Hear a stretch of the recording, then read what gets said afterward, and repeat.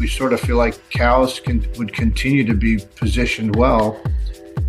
All of the cows ETFs from large cap US to small cap to international to global to even emerging markets all trade under 10 times earnings, and most of them are in the 5 to 7 times range. So we're not overpaying for the stocks that are in those portfolios. They're all profitable companies. They all have a lot of free cash flow and a high free cash flow yield. And in many cases, they're paying more competitive dividends than the broad markets.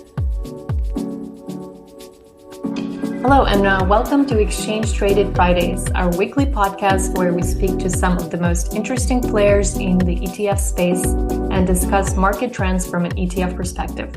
We have a great guest for you today, Sean O'Hara, president of Pacer ETFs Distributors. Welcome to the show, Sean. Thanks, Daria. I appreciate you having me. Great to have you with us. And your Pacer US Cash Cows 100 ETF has been one of the biggest success stories in the past year. But before we get into that and discuss that particular ETF, I want to hear about growth at Pacer ETFs.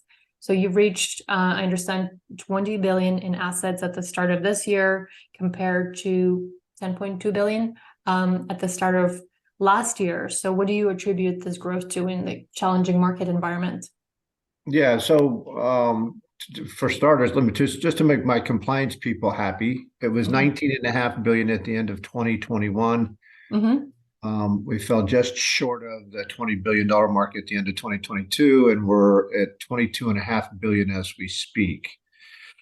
And so I would say that, the vast majority of the success in the AUM growth is attributable to a couple of things. One is we have a very large distribution effort at Pacer. We have about 79 external wholesalers and 4 divisional managers in the field. And then inside the home office, we have a team of about 38 or so internal wholesalers that support that external effort. We spend all our time talking to financial advisors and trying to help them understand how the Pacer ETF solutions fit into client portfolios and what they work best for and what the benefits are. So we've been blessed, if you will. We've had kind of a couple of spurts of growth. The initial spurt came from some trend following strategies, which are risk management strategies that use the 200-day moving average to toggle in and out of equity exposure or T-bills. Those are called trend pilots. We launched a series of factor ETFs about 2 years ago. They've gathered about $1.2 billion or $1.3 billion in AUM. The biggest of those would be just a factor rotation strategy that goes from high beta to low vol. It looks at relative strength once a month.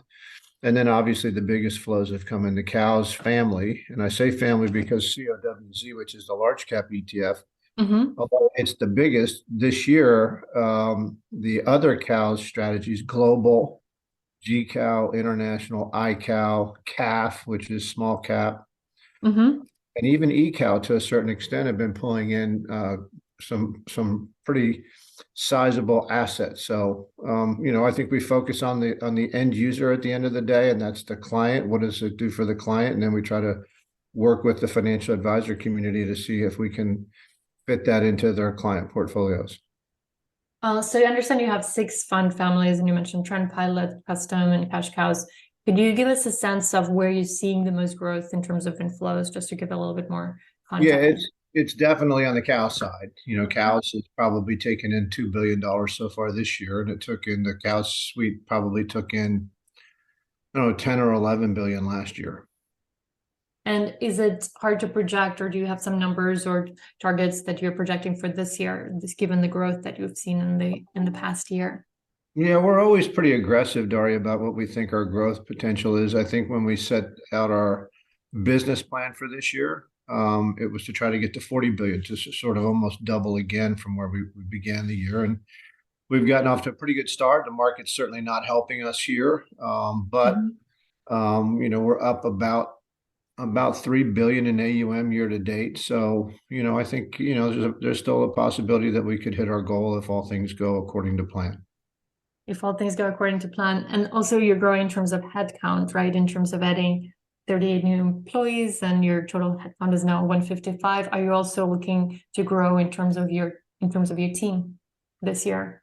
Yeah, I think we're going to sort of grow. We've grown the sales force quite a bit. I think 3 years or so ago, it was about 22 externals. And as I said earlier, it's about 79 today. We just added 13 to our wirehouse channel. That's just to sort of accommodate the addition of Edward Jones as a participant, if you will. They put a couple of our ETFs on their platform, and they've got 15,000 plus offices across the country. So that growth, I think, will probably pause for a while there. We will probably add a few people on the PM side, add a few people on the marketing side, and add a person or two here or there on the key account side. So we will continue to grow, but I think not quite as quickly as we have been growing in terms of headcount over the last 2 or 3 years. Sounds like a busy year. And you mentioned the economic environment this year. So, and the Fed minutes came out this week, showing that the Fed remains concerned about the rate hikes and is, resolved to fight inflation this year. How does that change your outlook in any way? Does that bode well for your, the flagship fund for the cash cow funds as well? Well, for the last couple of years, we've been sort of preaching this idea that it's time for investors to lower their overall portfolios PE before the market does it to them. Mm-hmm. The market has certainly done a fair amount of that, but with inflation sort of stubborn and the Fed committed to continuing to be sort of a heavy hand, if you will, in terms of rising rates and shrinking the balance sheet. When you look historically, stocks should probably not necessarily be trading at 18 or 19 or 20 times earnings. They should be trading at lower valuations than that. So there's still some potential multiple contraction ahead of us. We're starting to see some softening in terms of forecasts going forward on the earnings front. And so if we start to see a little bit of an earnings recession, if you will, or a shrinkage in overall earnings, then that could be a bit of a headwind. We don't think about it in terms of what our goals are. But if we had that kind of an environment, we sort of feel like cows would continue to be positioned well. All of the cows ETFs from large cap US to small cap to international to global to even emerging markets all trade under 10 times earnings, and most of them are in the 5 to 7 times range. So we're not overpaying for the stocks that are in those portfolios. They're all profitable companies. They all have a lot of free cash flow and a high free cash flow yield. And in many cases, they're paying more competitive dividends than the broad market. So in an environment where there's still a great deal of uncertainty about what the overall direction is, it may make sense to be a little bit more defensive. And the cows portfolios are positioned that way, even though they've delivered really exceptional returns. Cows were both positive last year for the year, and the year before that they had tremendous returns. So you're not giving up return potential just by buying a high quality portfolio that trades at a discount. You're actually, at least recently, in most recent history, you're actually getting better returns by doing so. We had Cow Z, which was just slightly positive for the year in 2022 when the market was down. GCow was up, 5 to 6% ish. So we've had really attractive relative returns versus our benchmarks. And so that's, I think part of what's fueling the overall growth story. The other part is that, that the premise that we initially used in terms of building out this series was that most traditional value investing is based on a metric that uses price to book, and in particular, low price to book. Mm-hmm. And there's a good reason for that. Academically, there's a lot of work that's been done by two academics, Fama and French, who won a Nobel Prize in the early 90s by discovering what they identified as the quote unquote value premium in the market. And that was just by simply buying low price to book stocks versus high price to book stocks, you would get a much higher return.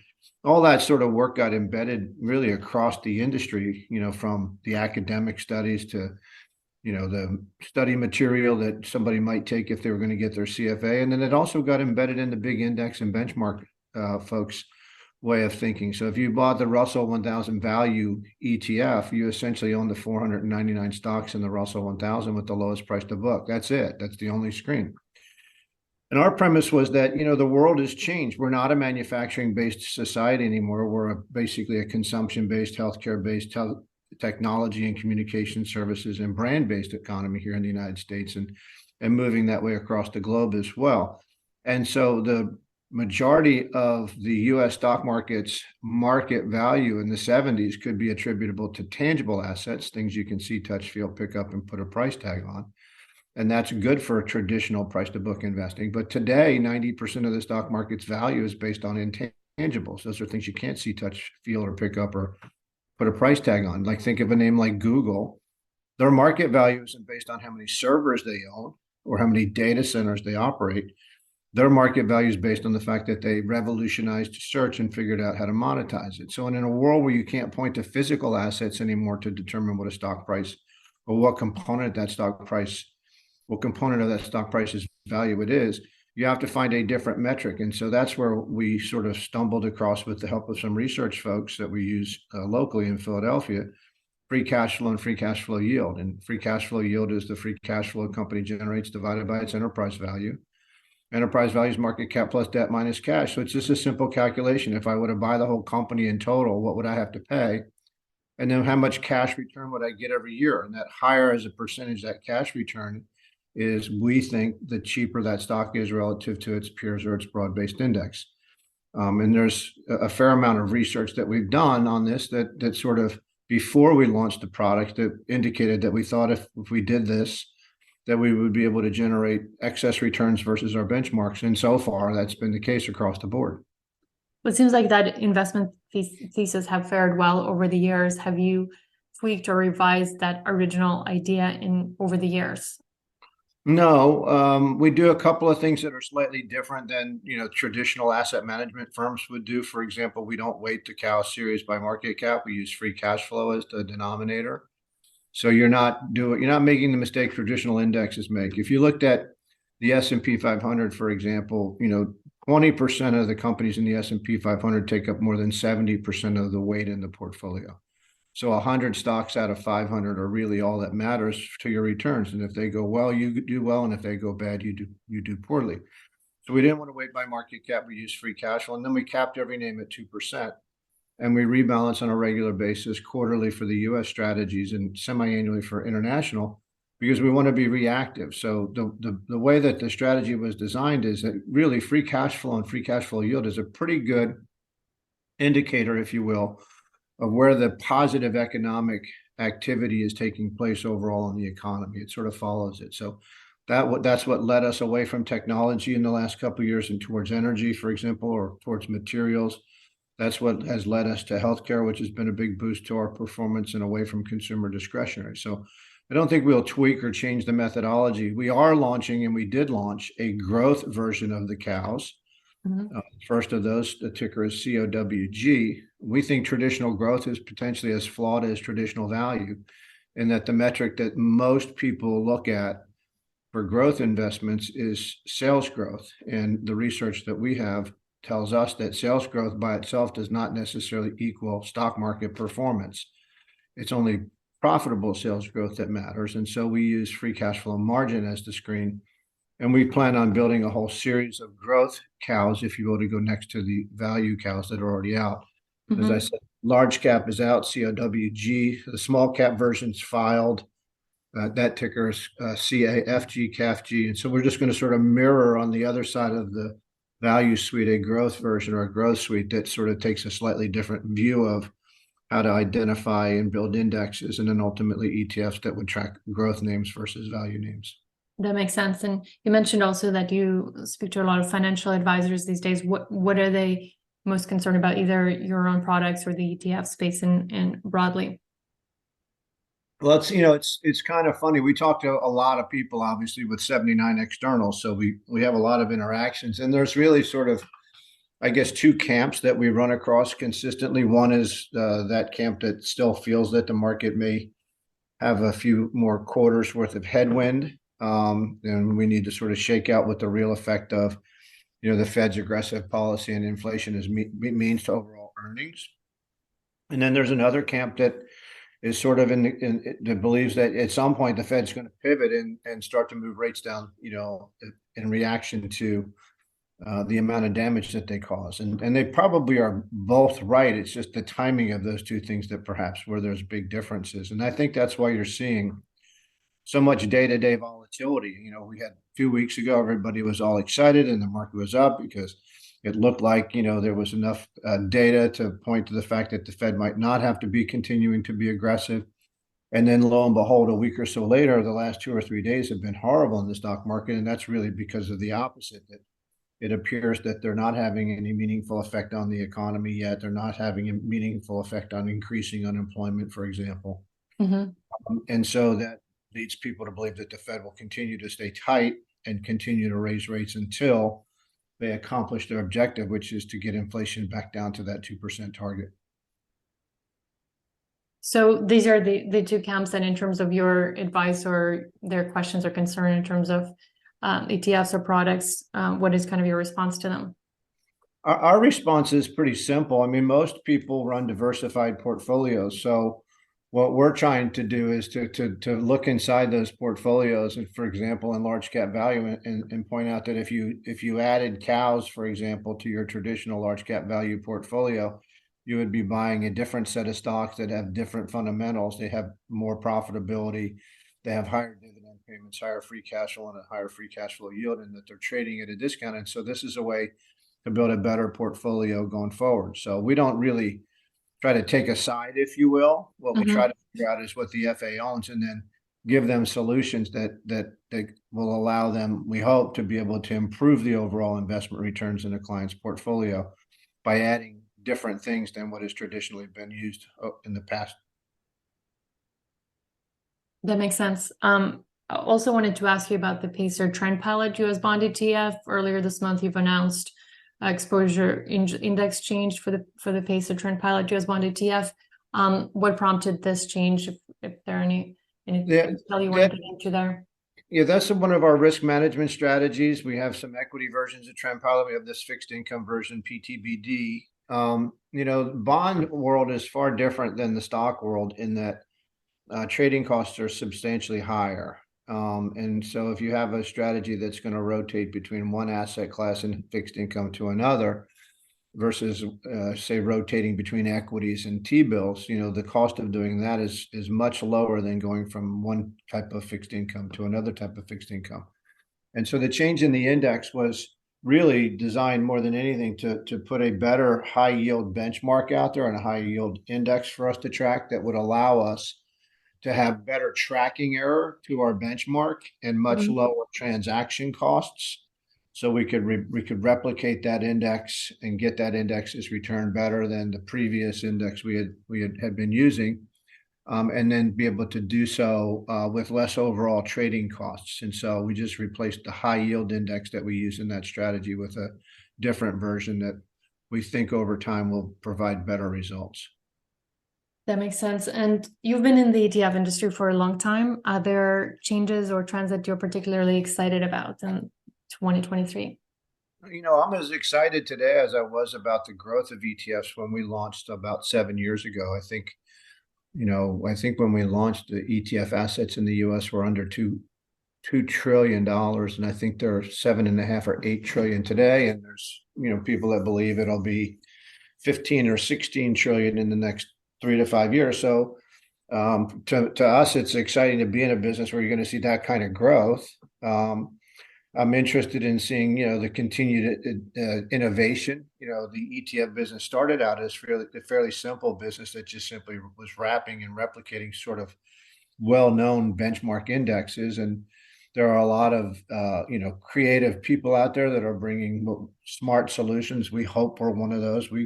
We tend to operate with 3 words in mind: innovative, disruptive, and unique. We don't think we want to compete head to head with the behemoths of the ETF world because, they have a big asset base advantage and a big cost advantage. But we think we can build stuff that's innovative, disruptive, and unique that can provide for a different solution for FAs and for their clients. And so we're still excited about the business and the growth potential in the business. And it's nice to be in a business where what is that old expression? A rising tide floats all boats, so to speak. So, if we go from 7.5 or 8 trillion to 15 trillion in the ETF business, and we do our job at Pacer, we should be able to continue to ride that trend along with the rest of the industry. Well, thank you for that. Here at ETF.com, we try to educate a broad audience about the ETF industry and retail investors as well. So when it comes to your funds or ETFs in general, is there a biggest kind of misconception that you've come across over the years? Well, I don't know that there's an overall misconception. I would say that, we have strategies that tend to have a lot of moving parts, if you will, or that rotate positions. And so some people would think of that as more of an active approach, but we are all of the things that we run at Pacer, with the exception of two, which are actually active ETF strategies. One is a fund of funds and the other is a floating rate bond fund, are all passive strategies, but they're just not static. And so the turnover in the S&P 500 on an annual basis is much lower than what you'd see in a Pacer ETF, let's say. And that's by design, because we think the only way to produce attractive excess returns on the upside, or to provide, thoughtful and meaningful risk management on the downside, is to be different than the broad indexes from time to time. So everything we design from an index perspective has some underlying rebalance strategy or some underlying trigger that'll move it from one place to the other.